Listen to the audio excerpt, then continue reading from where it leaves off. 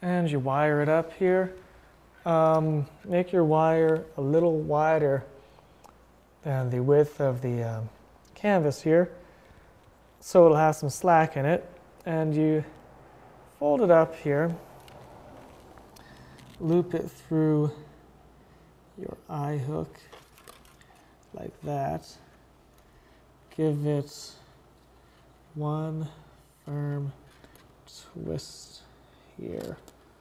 And then once you got that, start twisting it over and wrap it up here.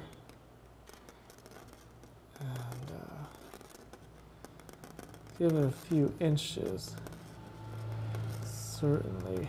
And then go back the other way, going within the loops that you just made. And before you want to hang this, want to make sure that's good and snug. You'll go up to the top loop and repeat, and then give it about